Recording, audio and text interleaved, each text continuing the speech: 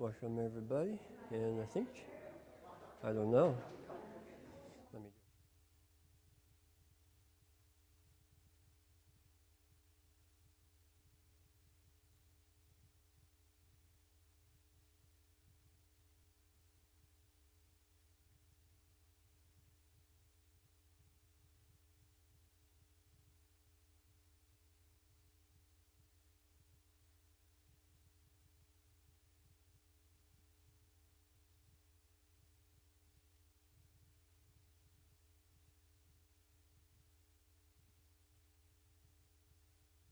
Grab your Bibles, and we'll be jumping right in. Okay. So, I have a we'll hobble right in Laura Lee's case. All right, glad you are doing better, sister.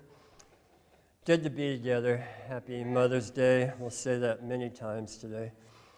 So I have a fairly long intro here. We're going to be studying Ruth today, and so go ahead and be finding that section in your Bibles. I think it's important to ask, where is the Bible theme going?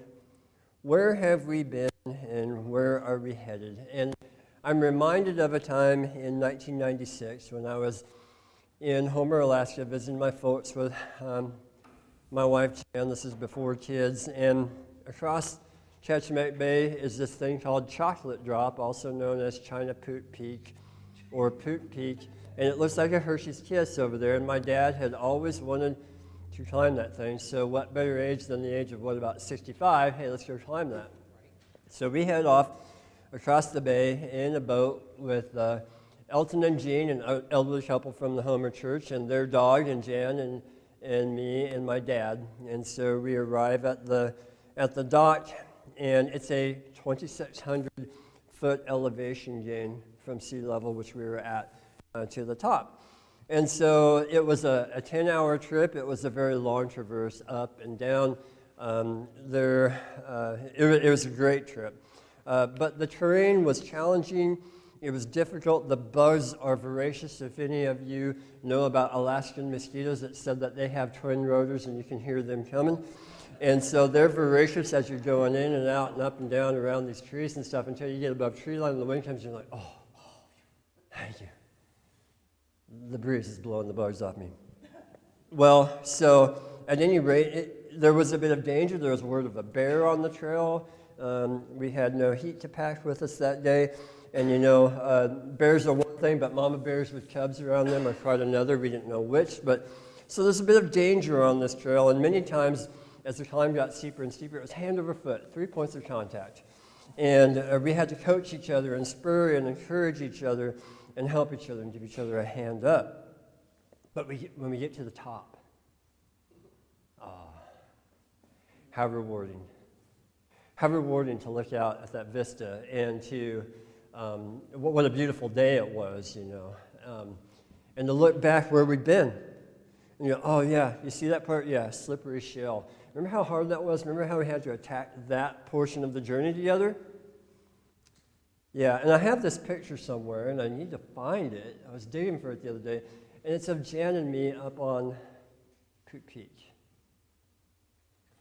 And I think about that sometimes. I think this is, oh, and by the way, obviously God blessed it all. Every step of the way, God blessed it. And I've thought about that event a lot through the years, and I think that climbing Coot Peak is analogous to life. Life is a climb. Sometimes it's rewarding, sometimes it's dangerous. It's important to remember the challenges that we face and the victories that we've won, and to remember who we're following. To remember who we're following, how He guides, and what He has gotten us through, and where He is leading us. So where have we been in our Bible study so far? Where are we heading? And I want to ask this and remind us of this because the story of Judges that we just came through hasn't been super pretty. It's been convicting to look at that as if in a mirror and go, wow, is that who I am? Is that my tendency? Is that who we are? And so just thinking about where we've been and where we're heading and where God wants to lead us, think back through the Bible. We have creation. God said, let there be light, and He speaks the creation into existence. And not too long down the trail, we have the fall of man as we decide that we have a choice and that we're going to sin against God and disobey Him. And so then comes the judgment of the flood with Noah and his wife and the 3 sons and their wives, and only 8 people are saved in the ark. And then later we have Abraham, Isaac, and Jacob, whose name is changed to Israel, who becomes the chosen people of God, and they are given the promise. Remember the promise. I will make you into a great nation. Your descendants will be as numerous as stars in the sky, the sand on the seashore, and through you all people will be blessed. And then we have that great nation. Well, they become a great nation in Egypt. They go down to escape a famine, and they come out as freed slaves, right, by the leadership of Moses. And then they're wandering around the desert because they can't figure out how to obey God. And through Joshua's leadership, they get to the promised land. And then we have the period of the Judges, which we've just looked at over the last couple weeks. We have Othniel to Samson. And so picking up in Judges 17, verse 6. Where are we going here?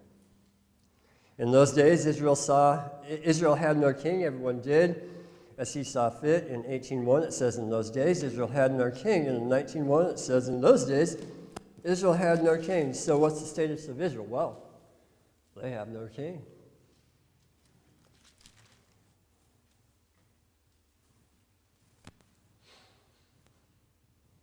And so then we know what's coming. We know that there's going to be kingdom. That the fleeing nation, the conquering nation of Israel, is going to have a leader, a king. And we know that that kingdom will not last very long, that it will be a united kingdom under Saul, David, and Solomon, and then it will become divided. Israel in the north, Judah in the south. And so it's a story of continued human failure. And the need for redemption is underscored. And all of this, from the beginning to the end, our Bible study guide that we've been following is taking the approach that Jesus is revealed in the story from beginning to end. It's all pointing to King Jesus, his perfect reign over and redemption of mankind. Another observation. God reserves a faithful remnant. Remnant is mentioned 62 times in the Old Testament and only twice in the New Testament. In 1 Kings 19:18, 1 Kings 19 follows 1 Kings 18, where Elijah is up on Mount Carmel and he's defeated the 450 prophets of Baal by the hand of God, by the power of God. And in 19:18, he's cowering, afraid of Ahab and Jezebel, and God confronts him. And God makes this curious statement. I've reserved 7,000 in Israel who have not bowed the knee or kissed Baal. And in Romans 1 through 5, there's a call for people in obedience to Jesus Christ. And it's further discussed in Romans 9:11, this idea of a remnant of faithful people to God. And so the question is before us, will we be the faithful remnant? Will we help each other in this journey up the mountain? Will we help others make the same journey? Okay, intro is over. Now we're in Ruth. So out of that, all of that crud, the muck and mire of judges, let's face it, the last judge we read about, Samson, didn't really do the human race proud, but he did serve a purpose. Ruth 1 through 5, let's read together. In the days when the judges ruled, there was a famine in the land, and a man from Bethlehem in Judah, together with his wife and 2 sons, went to live for a while in the country of Moab. The man's name was Elimelech, his wife's name Naomi, and the names of his 2 sons were Mahlon and Chilion. They were Ephrathites from Bethlehem, Judah. And they went to Moab and lived there. Now Elimelech, Naomi's husband, died, and she was left with her 2 sons. They married Moabite women, one named Orpah, and the other Ruth. After they had lived there about 10 years, both Mahlon and Chilion also died, and Naomi was left without her 2 sons and her husband. In the period of the judges. What period? Was this during Gideon's time? Was it during Jephthah's time? Was it during Samson's or Deborah's or Barak's time? Alan? If you go back to Judges, it keeps repeating, the situation. Israel followed God, and then they moved away from God and chased idols, and they go into captivity. They cry about it, and God would deliver them. So, as the scene keeps repeating, it really doesn't matter which judge they lived under. Yeah, the cycle is just repeating, and by the way, the cycle is established since the beginning of time. But in Judges, and we're going to see that again in the rest of the Old Testament, in the Kings, right? We'll have people who will lead the people in righteousness. Sometimes the people will follow, sometimes they'll rebel. They'll be good for a while, and then they'll hit this bad portion at the bottom of the cycle where they're in idolatry. They're worshiping false gods. They're sacrificing their children to Baal and Moloch and others. And then they come out a little bit, right? In chapter 2 of Judges, we do see that explanation, and God says, look, I'm withdrawing from you. The hammer's going to fall. I've hit my limit. There's judgment that comes. Okay, yes. Anything else? What's the scene? Ruth 1:1-5. Anything jump out at you? There's famine. Famine. And the famine appears to drive Elimelech and Naomi and Mahlon and Chilion away from Bethlehem to Moab. What's up with Moab? Remember anything about Moab?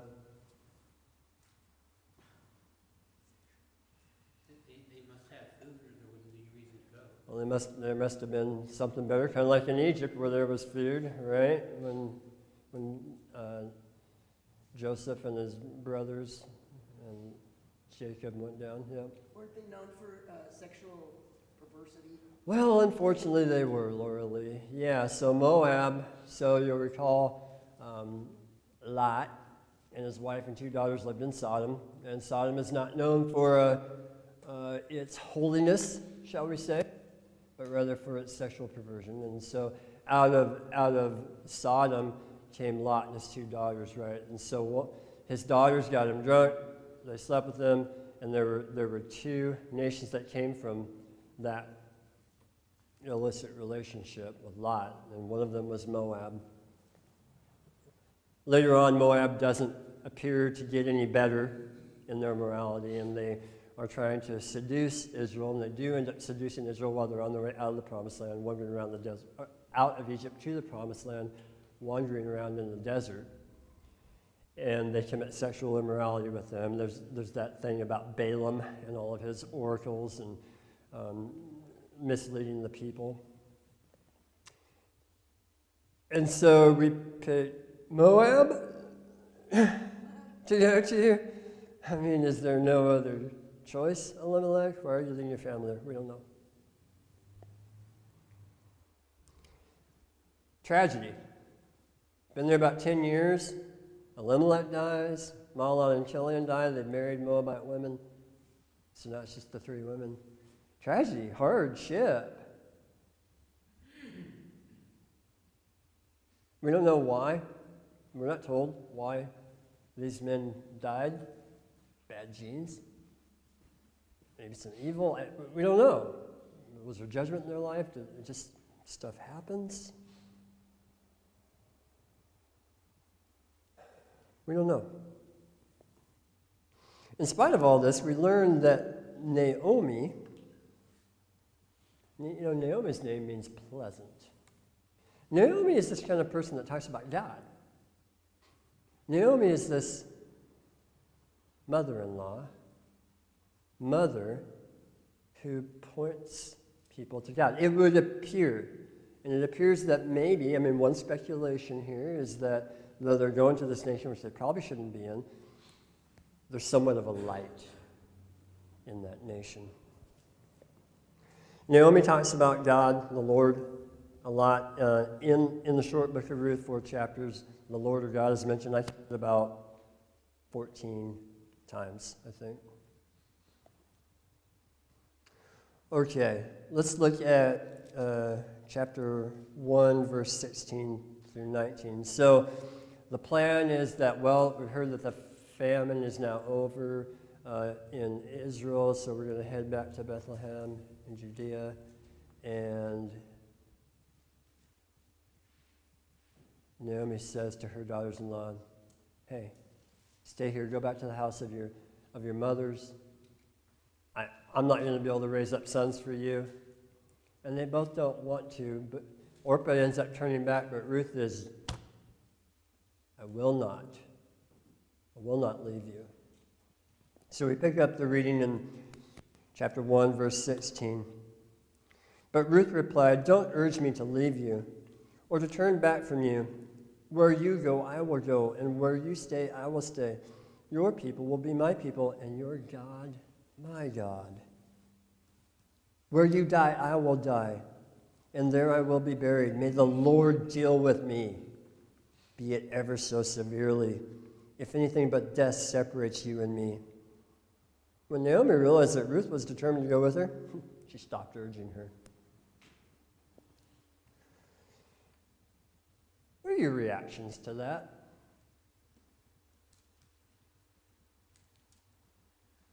Well, I'm cheating from the footnote. Oh, I know, but cheater. this is us getting accepted by, Okay. you know, we're Gentiles. She was not a Jew. And, She's a foreigner. yeah, and also, a lot of us are like Orpah, who, when there's a crossroads, we kiss Jesus goodbye. Okay, so you're already picking up on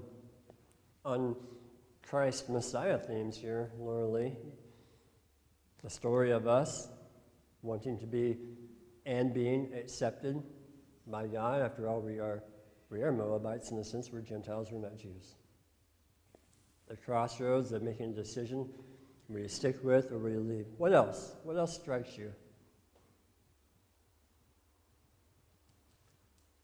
Lydia. Well, obviously she has very serious intent, and it brings to mind, we were talking last week about vows, and so this sounds like a vow, but the end of it, may God deal with me severely even if death separates us. Obviously, death is gonna separate them at some point, so is she condemning herself to hell? I mean, Oh, what is that? well, it says, let's see, let's look back at that, because I didn't know that too. May the Lord deal with me, be it ever so severely, if anything but death separates us. So she's saying, I'm going with you to the end. Huh, that sounds kind of familiar from the New Testament, Peter. That makes more sense. Yeah. Well, and since you bring it up, this, may God deal with me, may the Lord deal with me, be it ever so severely. We see that language in the Old Testament. We see it 12 times. And it does sound like a vow, doesn't it? It is a vow. This is going to happen. And we talked last week quite a bit about vows and whether we should be taking them today and whether, you know, they were definitely binding, right? This is interesting. Ruth's vow. What else? Anything else jump out at you? Naomi accepted her. She didn't say anything else after that. Yeah. Like, didn't try to convince her to leave. Well, all right then. Okay. Come on, sister. Yeah, Alan. They both had the best interest of the other at heart. Naomi trying to send her back to her parents. You're going to have, I can't help you. You need to go back so you can have a life. And Ruth answers, you're going to be my life. I'm going with you, your people, your God, whatever it takes, I'm with you. I'm going to look for the bright side here. We don't know all that's going on. We don't know if there's a shameful situation that's heading their way or what. But it looks like Naomi, who is pleasant, has had quite an effect on Ruth. Ruth coming from a nation that has a history of sexual perversion, let's just leave it at that. Ruth is this bright spot. And what we're seeing here is the beginning of faithful love. And that's something we need to tuck away for conclusions. We see that Ruth is dedicated and faithful, and she wants to follow Naomi. And does she know much about God yet? I don't know. But for her to, remember how Ruth said, or Naomi says this weird thing about, go back to your nation and your gods, small g. Not sure what you're doing with that statement, Naomi, since you have grown up with the word of truth from the Lord. There is one God, Yahweh. At any rate, Ruth says, no, I'm not doing that. And I wonder, did Ruth and Orpah both see something different in these Israelites? After all, they married Israelite men into an Israelite family. Did these people not like Lot? Did they live purely and differently in Moab? And was that an attraction for this Moabitess? Something to think about. Okay. So they approach Bethlehem. We're going to turn the page and we're going to go to chapter 2, 1 through 7. Now Naomi had a relative on her husband's side from the clan of Elimelech, a man of standing whose name was Boaz.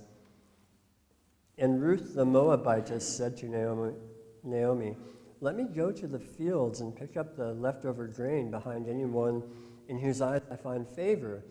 Naomi said to her, "Go ahead, my daughter." So she went out and began to glean in the fields behind the harvesters. As it turned out, she found herself working in a field belonging to Boaz, who was from the clan of Elimelech. Just then, Boaz arrived from Bethlehem and greeted the harvesters. "The Lord be with you." "The Lord bless you," they called back. Boaz asked the foreman of his harvesters, "Whose young woman is that?" The foreman replied, "She is the Moabitess who came back from Moab with Naomi." She said, "Please let me glean and gather among the sheaves behind the harvesters." She went into the field and has worked steadily from morning till now, except for a short rest in the shelter. Again, we don't know what period of the Judges this story happens in. Are they in a moral upswing where people are really thinking about the Lord? "The Lord bless you, the Lord bless you." Or are they in a downturn, but we still see a faithful remnant? We don't know. Alan? We get into habits. When you were growing up and somebody sneezed, what did he say? Gesundheit. Because Yeah. bless you. Yeah. And why? Oh, because they always have. Your greetings and your partings. Mm. Everybody has their own ceremony. When COVID came around, we changed our ceremony and started bumping fists and elbows and waving from a distance. Mm-hmm. Um, Holy kiss, yeah. Okay? Habits. We kind of dropped the hug thing for a while. It's not necessarily indicative of any religious belief. Okay. Maybe just something you do. Fair point. Maybe it's just, the vernacular of the day. Fair point. Okay. Casey. With this being Mother's Day, I think the obvious connections here are quite interesting. And, Very timely. This is somewhat similar to my mother and my wife, although I didn't. When we started dating, kind of a tough situation at her home, and my mom kind of became her mom. In some ways, I kind of felt like I was the one that was not the family, but mom was good. But it was quite an interesting relationship. But I think Naomi must have been quite the mother and the mother-in-law here. What a blessing that is to have both. Yeah, I mean, it's timely that here we are on Mother's Day and we're talking about, some pretty amazing ladies. And it makes me think of people, Mother's Day has a lot of toughness about it. I know people, my in-laws, she's first Mother's Day without her mother. Going to be some tender moments there. Yeah. Not everyone has a great mom. That's a fact. Not everyone knows who their mom is. That's a fact.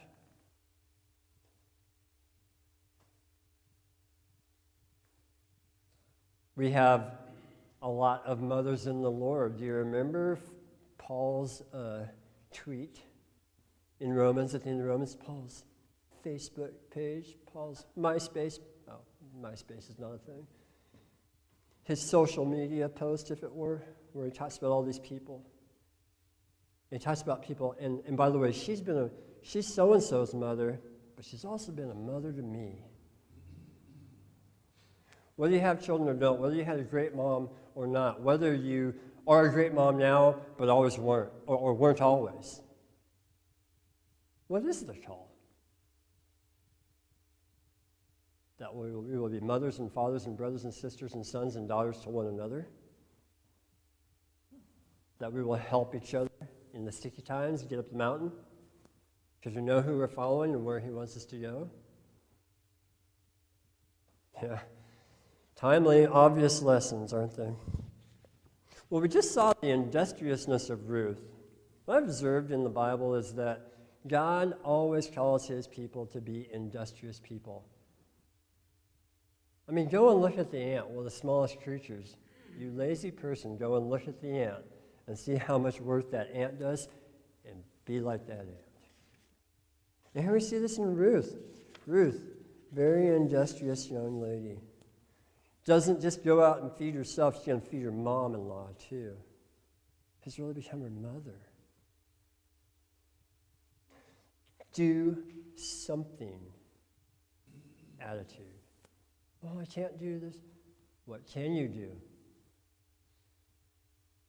What can we do? What can I do? Don't underestimate what we can do because of the Lord in our life. Any other thoughts? Comments? Okay. We're still in chapter 2. Let's read verse 8 through 12. So Boaz said to Ruth, "My daughter, listen to me. Don't go and glean in another field, and don't go away from here. Stay here with my servant girls. Watch the field where the men are harvesting, and follow along after the girls. I have told the men not to touch you, and whenever you are thirsty, go and get a drink from the water jars the men have filled." At this, she bowed down with her face to the ground. She exclaimed, "Why have I found such favor in your eyes that you notice me, a foreigner?" Boaz replied, "I've been told all about what you have done for your mother-in-law since the death of your husband. How you left your father and mother in your homeland and came to live with a people you did not know before. May the Lord repay you for what you have done. May you be richly rewarded by the Lord, the God of Israel, under whose wings you have come to take refuge."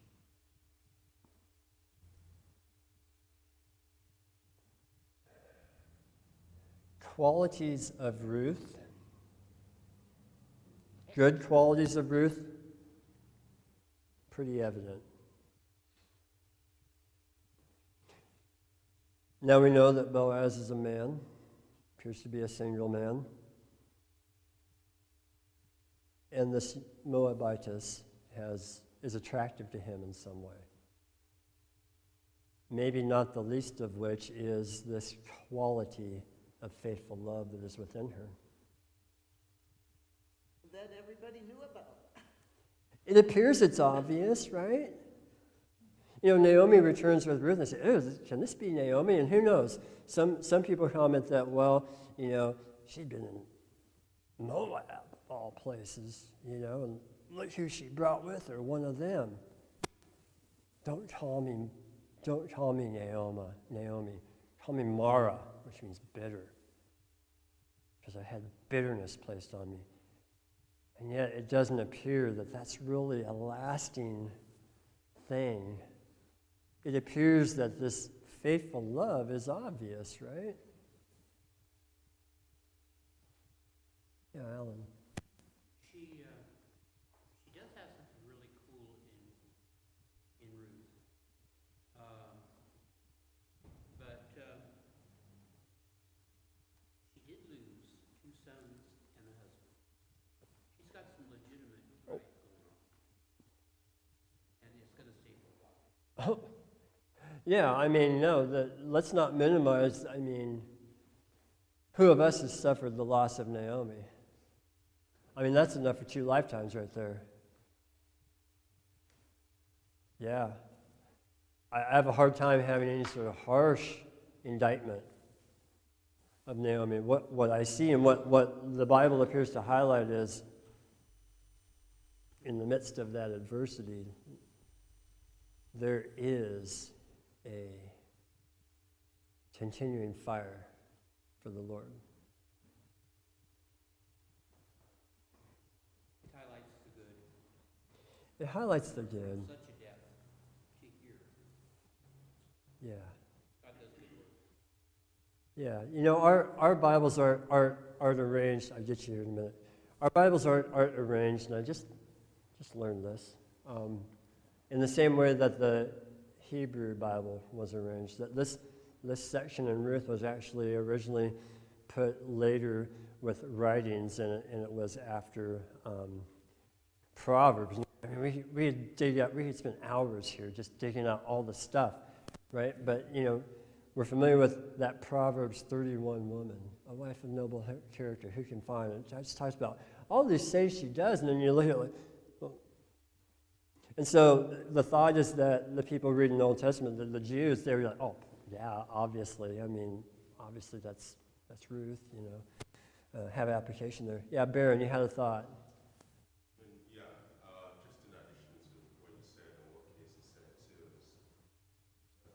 All right, use some volume, man. Use some volume.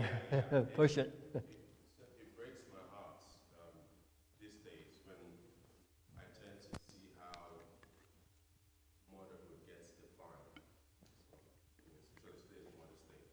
But it breaks my heart seeing how it's been defined now in the society we live in. You know, we make mention of great moms, you know, great women, you know.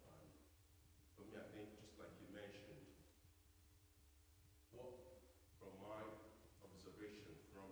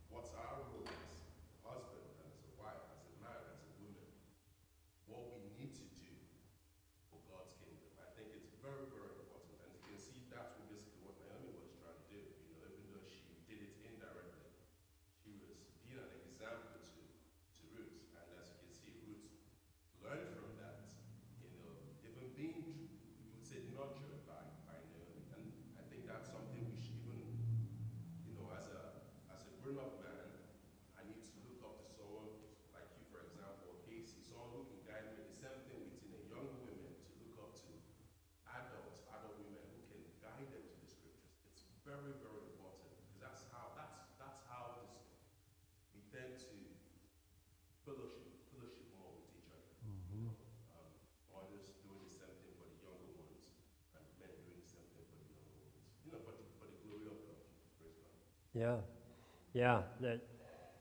Wow, how important is we come back to, and you know what, I mean, I think about my mom, and I mean, I know that we're all thinking about our moms, and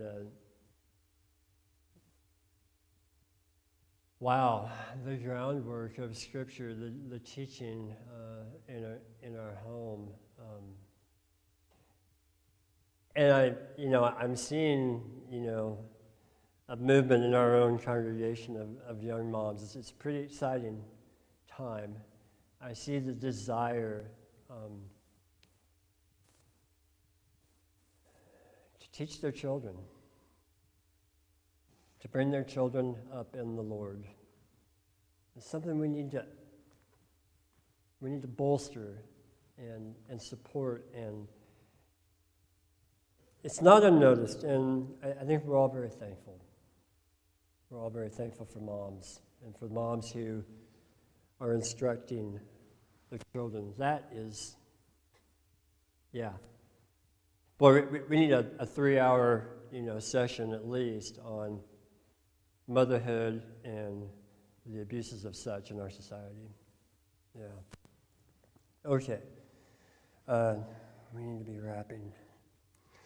So Boaz, we look a little bit at Boaz here. This idea of kinsman redeemer, and we're going to have to skim over the tops of this.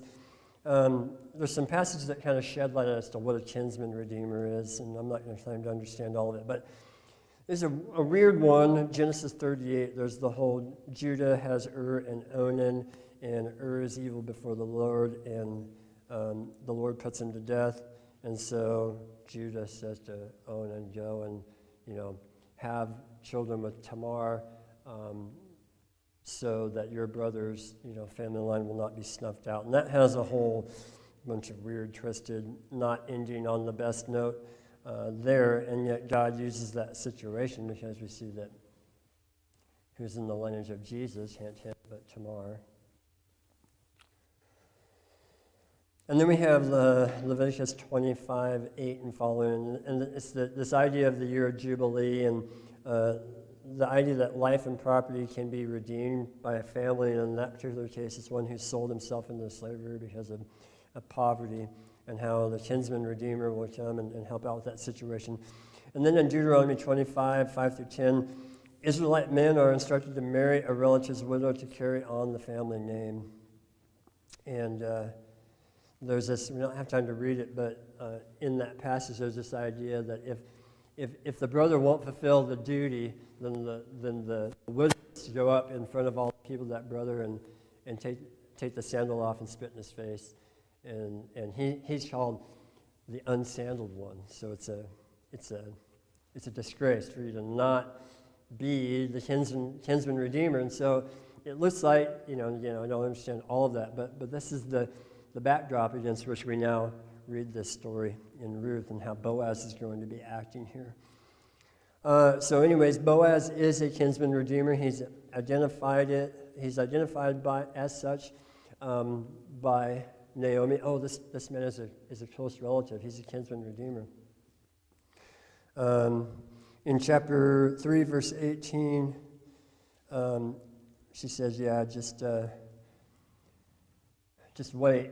We had to skip over the part where Ruth goes after the festival, the grain harvest, and she goes under and lays down at Boaz's feet, and Boaz discovers her in the middle of the night.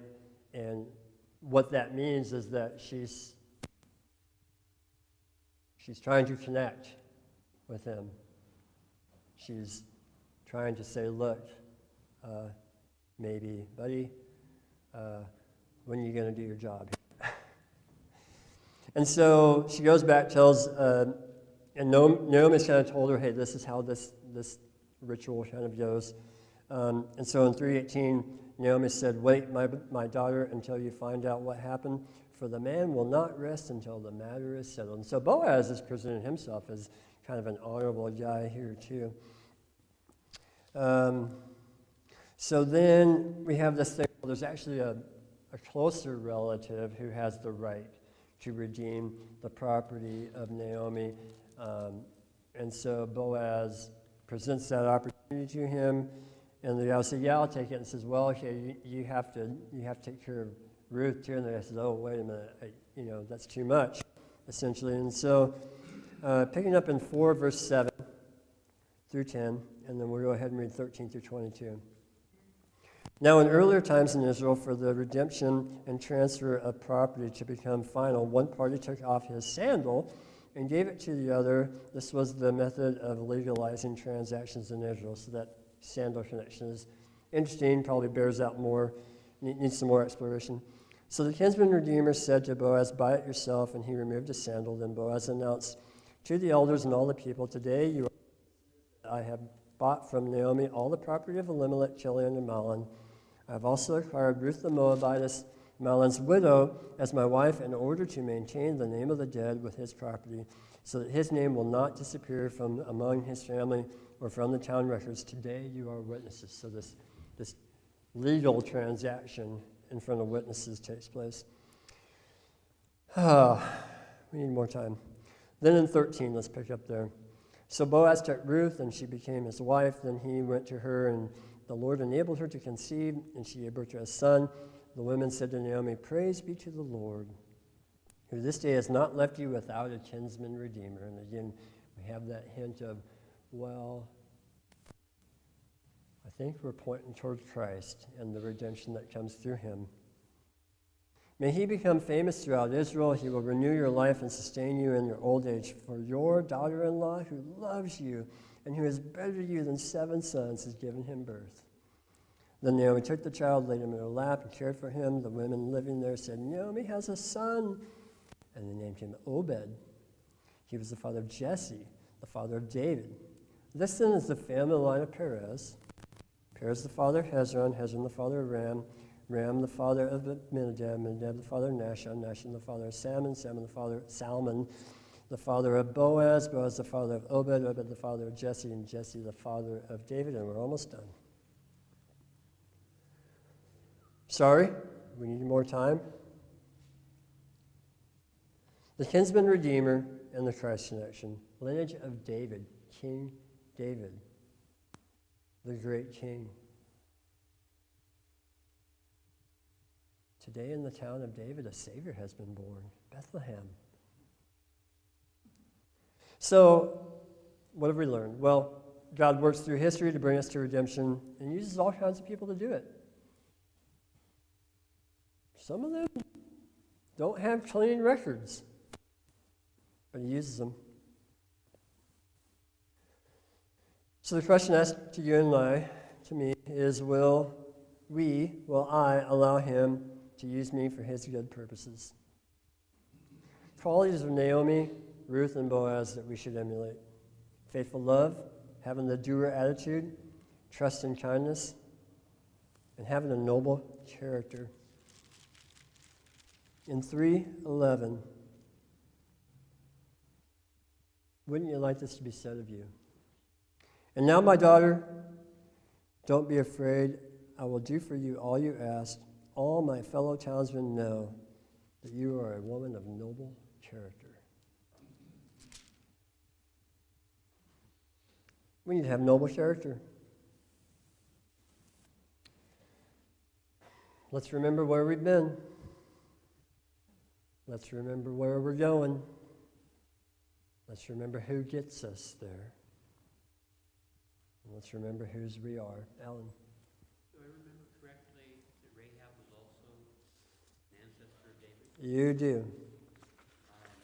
So, An ancestor of, and Jesus. And she has some noble points herself. Yep. But we have all kinds of people in our ancestry. And we have all kinds of people who are redeemed. Paul said, I write it to you guys, and some of you were murderers. Some of you killed your fathers. And your mothers. You were terrible people, but now you're not. Because you've been redeemed. And they were changed. You were changed. There's a difference between being used by God like Pharaoh was and be affected by God and used by him and being faithful. huge delineation. We want to be the latter, not the former. Yeah, sorry, go ahead. That was really about all. Yeah. God bless you. Yep. God bless us. Thank you all.